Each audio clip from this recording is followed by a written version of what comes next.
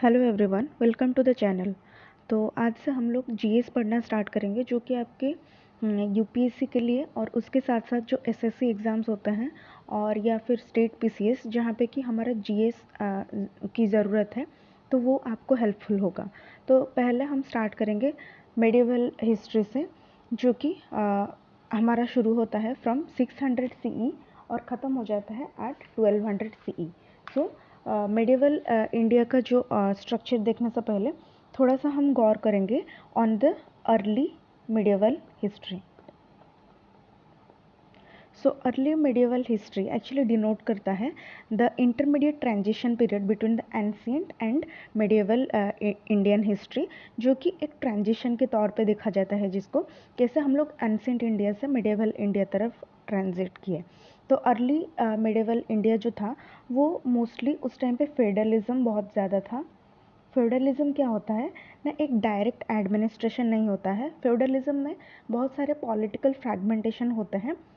ऊपर कोई राजा बैठा होता है और उसके साथ मतलब बहुत सारे उसके जो स्तर होते हैं शासन करने के, उसको हम फ्यूडलिज्म बोलते हैं। बहुत सारे डिफरेंट डिफरेंट स्टेक होल्डर्स रहते हैं, तो उसको हम फ्यूडल सोसाइटी बोलते हैं। और उस टाइम पे हमारा जो इंडिया था वो एक यूनिटी के तौर पे नहीं था, वो एक पॉलिटिकली फ्रैगमेंटेड स्टेट के हिसाब से था।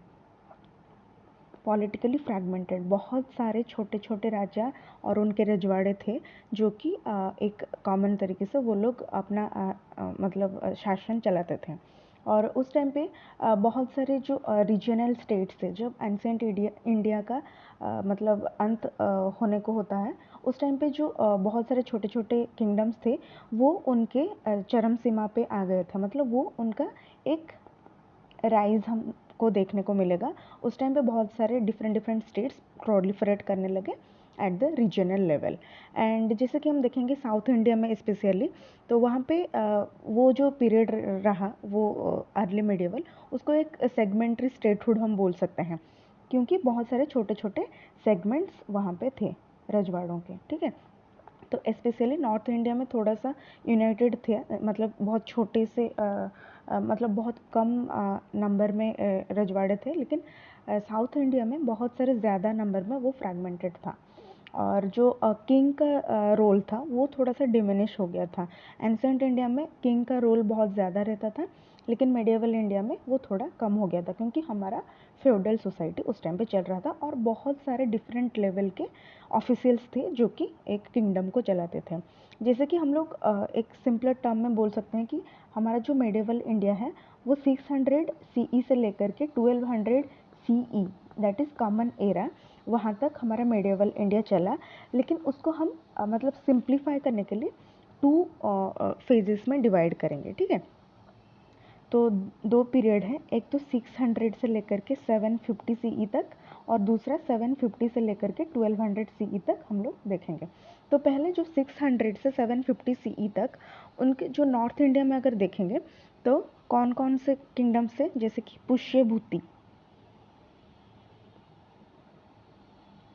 पुष्यभूतिज ऑफ थानेसर बोला जाता है उसको, और मौखरीज थे कन्नौज में, मौखारी किंगडम।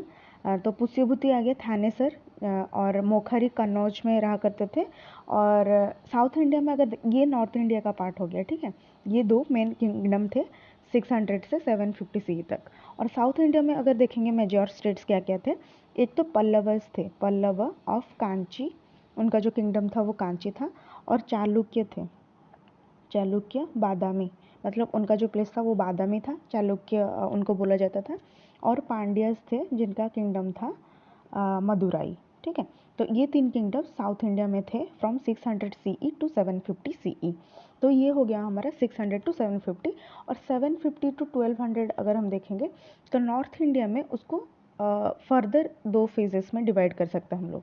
ठीक है, तो ये हम देख रहे हैं नॉर्थ इंडिया का जो है, तो उसको फर्दर हम डिवाइड करेंगे, जो कि फेज़ 1 कहलाएगा 750 to 1200 C, sorry 750 to 1000 CE, and 1000 to 1200 CE। हम लोग ये नॉर्थ इंडिया का डिवीज़न देख रहे हैं। तो ये जो फेज़ 1 आ गया 750 to 1000 CE, तो उसके अंदर नॉर्थ इंडिया में कुछ इंपॉर्टेंट किंगडम्स रहे, जैसे कि जो हमारा गुर्जर प्रतिहारस थे नॉर्दर्न इंडिया के, फिर पालस थे ईस्टर्न में, और राष्ट्रकूटस थे डिकान रीजन में। तो गुर्जर प्रतिहारा, पाला एंड राष्ट्रकूट को हम लोग इसलिए जानते थे क्योंकि उनके बीच एक ट्राईपार्टाइट स्ट्रगल हुआ था। किसके लिए ना, कन्नौज जो जगह था वो बहुत ही ज़्यादा फर्टाइल था और स्ट्रैटेजिकली बहुत इम्पोर्टेंट था। तो इसीलिए कन्नौज को एक्वायर करने के लिए इन तीनों किंगडम्स में एक स्ट्रगल हुआ था, मतलब पीढ़ी दर पीढ़ी स्ट्रगल हुआ था। तो इसको हम बोलते थे ट्राईपार्टाइट स्ट्रगल, जो कि 750 to 1000 CE तक मतलब उसके अंदर हुआ था in the northern India. Then अगर नॉर्थ इंडिया को देखेंगे हम 1000 to 1200 CE, तो उसके अंदर बोलेंगे कि एक प्राइमरी एज ऑफ कॉन्फ्लिक्ट उसको हम बोल सकते हैं। बहुत सारे कॉन्फ्लिक्ट्स हुए और ये जो एक्चुअली ट्राईपार्टाइट स्ट्रगल था उसका इफ़ेक्ट भी रहा इस पीरियड में। जैसे कि मतलब जो फॉर इंस्टेंस अगर हम देखेंगे नॉर्दर्न इंडिया में, तो प्रतिहारा जो एम्पायर था उसका डिसइंटीग्रेशन हो गया। जो प्रतिहारा एम्पायर यहाँ पे था 750 to 1000, तो इस टाइम पे इसका डिसइंटीग्रेट हो जाता है और बहुत छोटी मतलब छोटी छोटी किंगडम्स में वो डिवाइड हो जाता है। तो प्रतिहारा गुर्जर प्रतिहारा जो थे वो तो डिवाइड हो गए इनटू चौहान, उसको हम चहमाना भी बोलते हैं, फिर चंदेला और परमारा। ठीक है, तो इन सारी छोटे छोटे टुकड़ों में वो डिवाइड हो जाता है जो गुर्जर प्रतिहारा। और ये जो सारी स्टेट्स है वो eventually they fought for Turkish attacks. जो नॉर्थ वेस्टर्न इंडिया में महमूद गजनी एंड मोहम्मद घोरी के 11th and 12th सेंचुरी वाले जो अटैक्स हुए थे नॉर्थ वेस्टर्न से, तो इन किंगडम्स ने उनको मतलब शील्ड दिया था अटैक करके। तो बट उनको अल्टीमेटली फेल होना पड़ा एंड वो इन्वेडर्स के सामने टिक नहीं पाए। एंड इसको हम लेटर पीरियड में डिस्कस करेंगे डिटेल में। और फिर उसके बाद जो ये हम देख रहे हैं कि 750 to 1200 CE। अगर साउथ इंडिया में देखेंगे, नॉर्थ इंडियन का बोल दिया मैंने 2 फेजेस में, अगर साउथ इंडिया में देखेंगे तो उस टाइम पे सुप्रीमेसी ऑफ चोलाज उनका सुप्रीमेसी रहा। और ये बस ख़त्म होता है एक brief introduction regarding 600 to 1200 CE कि इंडिया में क्या क्या चल रहा था। और फिर हम डिटेल में देखेंगे जो मैंने बोला कि 600 to 750 CE नॉर्दर्न इंडिया में एक किंगडम हुआ करता था, that is Pushyabhuti kingdom, Pushyabhuti. और उनका किंगडम था 8 थानेश्वर या फिर थानेसर भी बोलते हैं। तो थानेसर आप मैप में लोकेट कर सकते हो आज के डेट में कहाँ पे है। ठीक है, ये आपका मतलब होमवर्क है। फिर हम देखेंगे कि तो एंसेंट इंडिया में मतलब 6th सेंचुरी CE उसके पहले नॉर्थन इंडिया में किसका दबदबा था ना, गुप्ता एम्पायर। ठीक है, तो 6th सेंचुरी आता है तो गुप्ता एम्पायर का जो स्टेबिलिटी है वो थोड़ा सा लड़खड़ाने लगा और मतलब उनका डिक्लाइन होने लगा। लेकिन however it resulted in the splitting of the northern India into several kingdoms. बहुत सारे छोटे छोटे टुकड़े बन गए गुप्ता एम्पायर के। तो 5th सेंचुरी CE ऑनवर्ड्स हम देखेंगे Kashmir, Punjab and north western India, ये सारे आ गए थे वाइट हुनाज के अंडर में। हुना गुप्ता एम्पायर से निकलकर ये लोग हुनाज के अंडर आ गए थे, 3 kingdoms, that is Kashmir, Punjab and north western India. लेकिन जब 6th सेंचुरी के मिड टाइम पे आ जाता है तो नॉर्थ एंड वेस्टर्न इंडिया जो रहा वो रूल किया गया by different feudatories of the Guptas. Feudatory society मैंने बोल दिया है कि पहले क्या होता था, एक सिंगल किंग ना होकर के बहुत सारे डिफरेंट ऑफिशियल्स होते हैं और उनको फेउडलिज्म जो सोसाइटी है वो फेउडेटरीज उनको बोलते हैं। तो पहले तो Kashmir, Punjab and north western India हो गया था 5th सेंचुरी ऑनवर्ड्स। और 6th सेंचुरी के मिड होते होते वो सारे किंगडम्स आ गए थे जो गुप्ता एम्पायर के जो रेमिनिसेंट फेउडेटरीज थे उनके अंडर में आ गए थे। और एक उनके बीच में जो फेउडेटरीज किंगडम्स थी तो उनके बीच में एक इम्पोर्टेंट रूलिंग फैमिली उभर के आया, रूलिंग फैमिली एंड उन्होंने अपना जो दबदबा है वो थोड़ा सा जमा के रखा। तो उनका जो गुप्ता के फॉल के बाद ये जो फैमिली रूलिंग फैमिली एमर्ज होके आती है उसको हम बोलते हैं पुष्यभूतिज। पुष्यभूतिज और इनका किंगडम था थानेसर। मैं बोल सकती हूँ इसका मतलब ये हिंट दे रही हूँ कि ये कुरुक्षेत्र के आसपास है। ठीक है, जो कुरुक्षेत्र हमारा वॉर फील्ड बैटल फील्ड है उसके आसपास ही थानेसर है। ये आपको लोकेट करना है कि कौन सा स्टेट में आता है। तो टू मेजर अगर हम देखेंगे पुष्यभूतिज का कुछ हिस्टोरिकल सोर्सेस क्या क्या कहाँ से हमको उनके बारे में पता चलता है। तो एक तो है हर्षचरिता।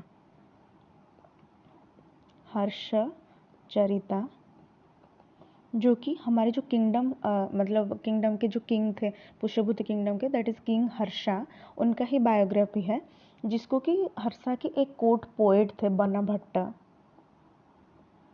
बनाभट्टा ये राइटर का नाम है। ठीक है, तो बनाभट्टा ने हर्षचरिता लिखा था जो कि किंग हर्ष का बायोग्राफी है।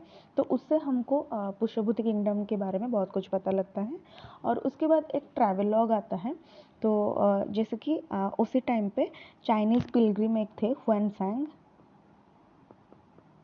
ठीक है, तो उनका जो मतलब ट्रैवलॉग है वो जहाँ जहाँ ट्रैवल किए तो उनका एक ट्रैवलॉग वो लिखते गए। तो उसी टाइम पे ही वो आए थे जब तक मतलब जब 6th सेंचुरी के आसपास पुष्यभूति का जब मतलब रूलिंग चल रहा था। तो उन्होंने भी बहुत कुछ इस किंगडम के बारे में लिखा है अपने ट्रैवलॉग में। तो इन दोनों चीज़ों से हमें बहुत कुछ पता लगता है हिस्ट्री के बारे में रिगार्डिंग पुष्यभूतिज। तो एक तो है हर्षचरिता एंड दूसरा है travelogue of Chinese Pilgrim Hiuen Tsang. तो फिर पुष्यभूति का थोड़ा हम क्रोनोलॉजी देखते हैं जो किंग्स होते हैं। तो फर्स्ट ऑफ ऑल पुष्यभूति इस तो हमें पता है कि वो गुप्ता का ही फेवरेटरी थे। तो जो फाउंडर रहे इनके दैट इज़ प्रभाकर वर्धन।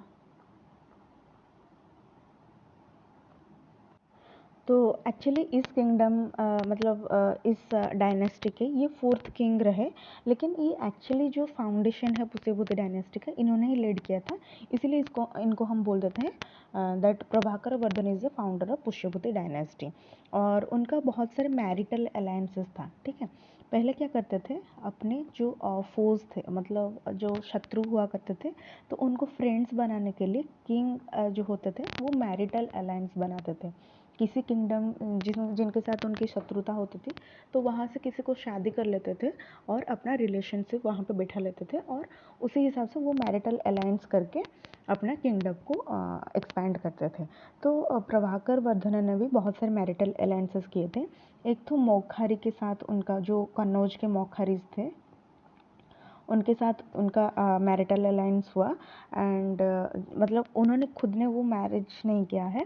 वो अपने जो डॉटर थी प्रभाकर वर्धन की जो डॉटर थी उनका नाम था राज्यश्री।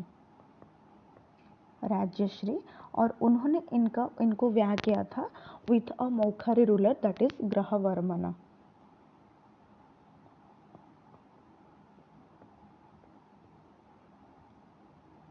तो ग्रहवर्मन के ससुर जी बन गए थे प्रभाकर वर्धन और उनके साथ अपना मैरिटल अलायंस बना दिए थे। तो प्रभाकर वर्धन की डेथ हो जाती है और उनके बाद उनके जो एल्डर सन थे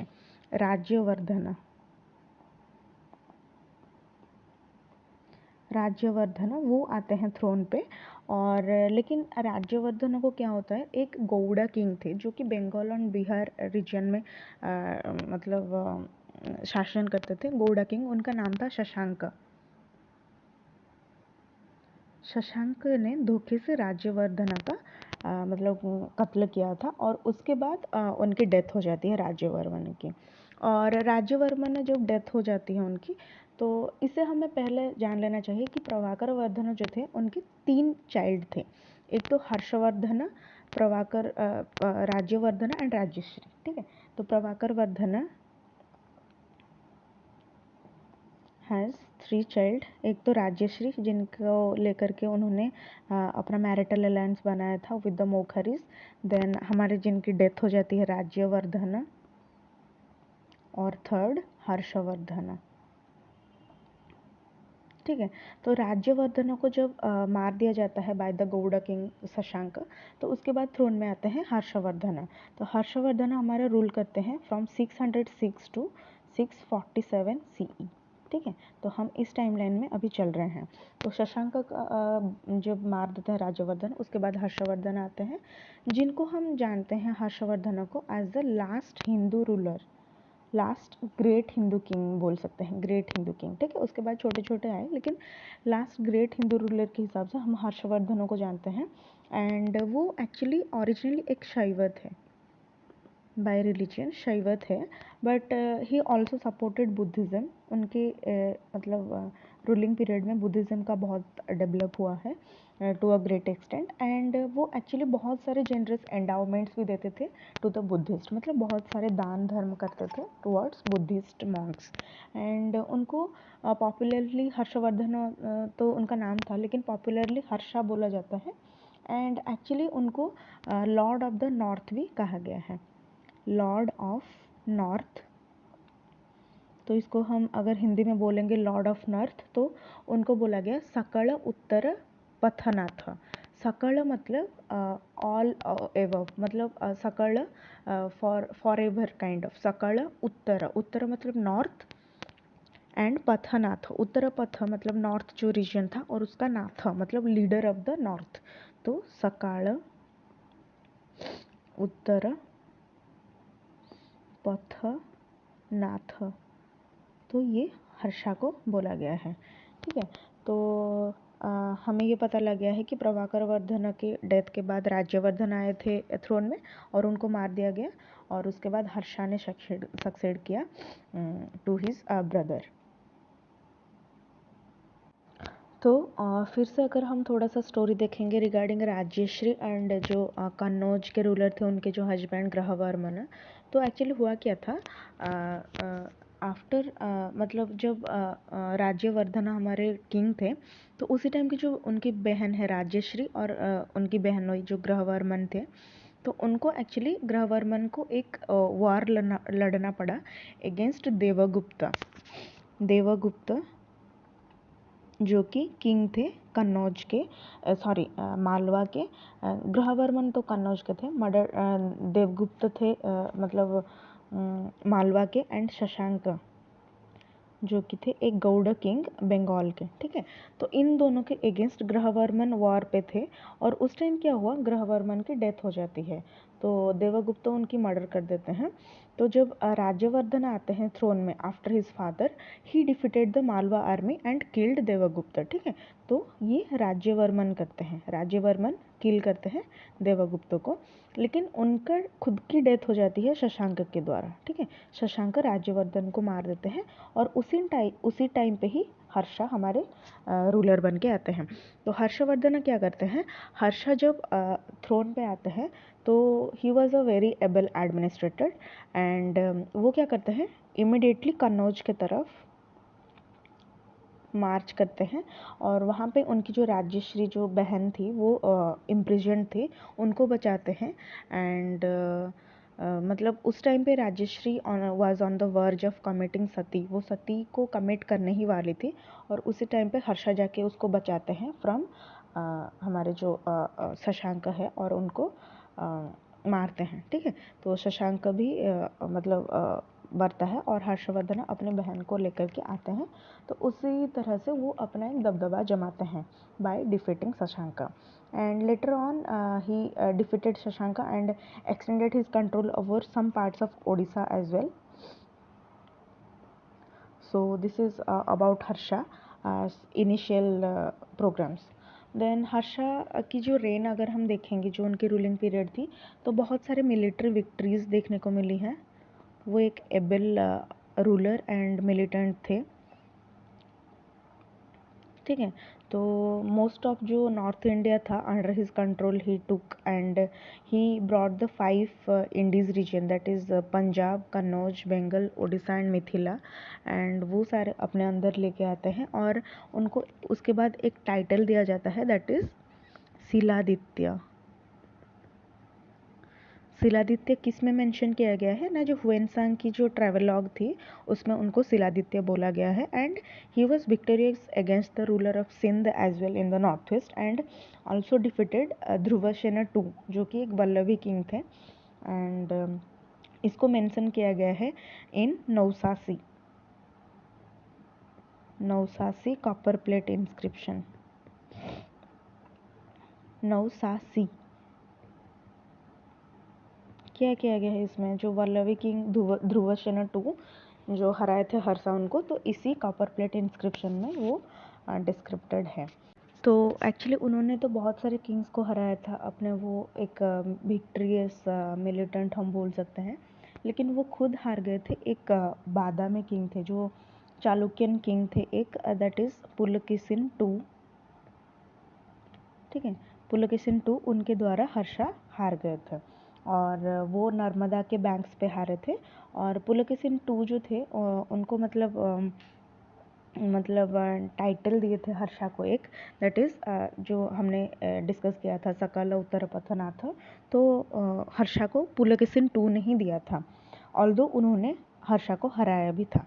ठीक है, और हर्षा जो एम्पायर था उनका प्रोबेबली वो एक तो जो पुष्यभूति का किंगडम था वो थानेसर उनका कैपिटल था, और उसके आसपास हम बोल सकते हैं कन्नौज, देन अहिछत्र, श्रावस्ती एंड प्रयाग। ये सब मैं नहीं लिख रही हूँ, लेकिन अगर आप नोट्स बना रहे हो तो यू कैन नोट डाउन, ये काम आएगा। तो हर्षा का empire with including Thanesar, Kannauj, Ahichhatra, Shravasti and Prayag में भी था। And he also expanded his kingdom towards Magadha and Odisha as well. And जो कैपिटल था हर्षा का ओरिजिनली थानेसर में था और बाद में उसको उन्होंने कन्नौज में ट्रांसफ़र किया था। तो ये भी एक क्वेश्चन बन सकता है दैट पुष्यभूति का जो किंगडम कैपिटल था फ्रॉम थानेसर टू कन्नौज, वो किसने शिफ्ट किया था ना, it was shifted by Harsha. And उनका जो नॉर्दर्न मतलब जो सदर्न बाउंड्री अगर हम देखेंगे अंपायर का, तो वो नर्मदा रिवर ही फॉर्म करता था। और ईस्ट में उनका जो कामरूप, वास्कर वर्मन एंड ध्रुव भट्ट, ये सारे जो ईस्ट किंगडम्स थी, ईस्ट किंग्स थे, तो उनका ओवरलॉर्डशिप उन्होंने भी एक्सेप्ट किया था। एंड अगर देखेंगे हर्षा के वेस्ट में एक किंगडम था दैट इज़ वल्लभी, एंड उन्होंने भी उनका ओवरलॉर्डशिप को एक्सेप्ट किया था, मतलब उनके अंडर में रह कर के ही रूल करते थे, हर्षा को सब मानते थे। एंड विंध्याचल जो है, जो पहाड़ी विंध्या एरिया है, उनमें भी कुछ फॉरेस्ट ट्राइब्स थी फॉरेस्ट के, तो वो भी हर्षा को अपने ट्रिब्यूट पे करते थे। एंड हर्षा ने भी उनको मिलिट्री सपोर्ट दे रखा था। ठीक है, तो ये हर्षा का हमने देखा कि कितना दबदबा था। और कुछ सबऑर्डिनेट रूलर्स भी थे, मतलब जिनको टाइटल दिया था मतलब हर्षा ने, जैसे कि सामंत एंड राजा। कुछ सबऑर्डिनेट्स थे, उनको वो सामंत बुलाता था और कुछ थे राजा बुलाया करता था बाय हर्षा।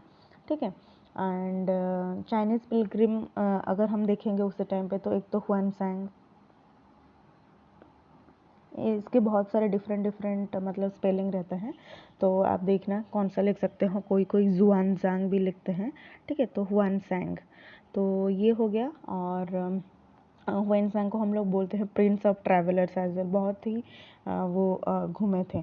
तो उन्होंने एक बुक लिखा था सी यू की बाय हुआनसांग। सी यू की जो बुक लिखा था, तो उनका जो 629 सीई से लेकर के 644 सीई तक जो इंडिया में वो घूमे, तो उसी के बारे में ही सी यू की में उन्होंने वर्णना की है। और हर्षा की भी फ्रेंडशिप थी उनसे, और बहुत ही अच्छा लिखा है उन्होंने कन्नौज के बारे में। एंड कन्नौज में एक ग्रैंड असेंबली हुई थी in the year 643 CE by Harsha, उसको भी उन्होंने मतलब रिप्रेजेंट किया है। और उसमें क्या ख़ास बात थी, जो ग्रैंड असेंबली हुई थी उसमें बहुत सारे धर्म के जो ठेकेदार थे उनका मिलना हुआ था, जैसे हिंदुइज़्म, बुद्धिज़्म एंड जैनिज़्म, तीनों की ओर से जो उनके डिसाइपल्स थे, मॉन्क्स थे, सब ने अटेंड किया था। और एक महायान डॉक्ट्राइन जो था उसके बारे में चर्चा की गई थी उसी ग्रैंड असेंबली में। एंड बहुत सारे किंग्स भी आए थे, जैसे वल्लभी एंड असम से बहुत सारे किंग आए हुए थे उसमें। और उसके बाद अगर हम देखेंगे कि जो हर्षा थे, तो उन्होंने जो प्रयाग का जो फेस्टिवल हुआ करता था, प्रयाग फेस्टिवल इलाहाबाद में हुआ था, तो उसमें भी बहुत ही इन्वॉल्वमेंट रहा उनका। और बुद्ध के इमेजेस, सन एंड शिवा के इमेजेस वो सारे ही मतलब पूजा करते थे, क्योंकि हमने देखा कि हर्षा पहले एक शैवा थे जिनको, जो कि मतलब शिव जी को पूजा करते थे। बाद में वो बुद्धिज़्म को भी अपना पैट्रोनेज दिया था। And Harsha art and learning के भी बड़े मतलब पैट्रन थे, आर्ट एंड लर्निंग। ठीक है, तो इसकी डेवलपमेंट के लिए भी उन्होंने बहुत कुछ काम किया है। And himself he wrote 3 dramas. तो 3 ड्रामा हर्षा ने ही लिखा था, जो कि है प्रियदर्शिका, ये भी पूछा जाता है किसी किसी स्टेट पीसीएस में, और रत्नावली, एंड तीसरा नागानंद। ठीक है, तो ये जो 3 ड्रामाज हैं इनको हर्षा ने ही लिखा था। और मतलब जो प्रियदर्शिका एंड रत्नावली है वो रोमांटिक कॉमेडीज़ थी, और ये जो नागानंदा है वो जो हमारी बोधिसत्वों के ऊपर डिपेंडेंट था। ठीक है, तो ये सारे जो क्रेडिट है मतलब हर्षा को जाता है। और उन्होंने ग्रामर पे भी कुछ काम किया है, सूत्र वार्क्स उस पे भी लिखा है, एंड बहुत सारे टेक्स्ट खुद से ही उन्होंने कंपोज किया है। और बर्नभट्ट कहते हैं, जो उनके कोर्ट पोएट थे, बर्नभट्ट कहते थे कि हर्षा एक फ्लूट प्लेयर भी थे। तो we can say Harsha was a dynamic person, and बहुत सारे क्वालिटीज़ थे उनमें regarding art and literature. And Nalanda भी उनका एक बड़ा मोनास्ट्री था, नालंदा। ठीक है, तो बर्नभट्ट जो थे वो हर्षचरिता लिखे थे, एक तो वो है। एंड बर्नभट्ट एक अलग से लिखे थे, that is Parvati Parinay, but Harshacharita is the most important one for exams. और उन्होंने बहुत अलग अलग चीज़ें भी लिखी थी, लेकिन इतना जानने की ज़रूरत नहीं है। बस the thing is that Harshacharita is the biography of Harsha king, and it is written by his court poet Banabhatta. And अगर हम देखेंगे हर्षा के जो diplomatic relations with other countries, तो चाइनीज़ के साथ उनका अच्छा मतलब रिलेशन था, और उनके कंटेम्प्रेरी थे तांग एम्परर, तांग एम्परर उसी टाइम पे थे। एंड 3 एम्बेसीज भी उन्होंने सेंड किया था टू हिज कोर्ट, मतलब जो तांग एम्परर ने हर्षा के कोर्ट में 3 उनके एम्बेसीज भेजे थे। एंड इनसे जो मतलब 3 एम्बेसीज थे, लास्ट वाला जो था अंडर वांग ह्यून सी। ठीक है, उनका नाम लिख देती हूँ, वांग ह्यून सी। तो इन्हीं के अंडर इनके अंडर में उनका जो लास्ट एम्बेसी आया था। एंड उसी टाइम पे एक्चुअली हर्षा अलाइव नहीं थे, तो 2 के टाइम पे थे वो अलाइव, जो 2 एम्बेसीज आई थी। लेकिन 3rd एम्बेसी जो आई थी हर्षा के किंगडम में, उसी टाइम पे हर्षा की डेथ हो गई थी। ठीक है, तो जब हर्षा की डेथ होती है तो उसके बाद एक पॉलिटिकल कन्फ्यूजन अराइज होती है इन the northern India, because Harsha ने बहुत ही ज़्यादा अपना एम्पायर एक्सपैंड किया था। और वो जो पॉलिटिकल कन्फ्यूजन अराइज हुई वो 8th सेंचुरी तक चली। ठीक है, तो 8th सेंचुरी के बाद क्या होता है नॉर्थ इंडिया में, गुर्जर प्रतिहारस आ जाता है, गुर्जर प्रतिहारस की एमर्ज होती है उस टाइम पे। एंड वो नॉर्दर्न इंडिया में एक बिगर फोर्स की तरह उभर के आती है। ठीक है, तो ये था हमारा टोटल पुष्यभूति किंगडम के बारे में, और उसके बाद हम आगे चलेंगे नेक्स्ट वीडियो में। ठीक है, तो यहाँ पे हमारा पुष्यभूति किंगडम ख़त्म होता है। Thank you everyone.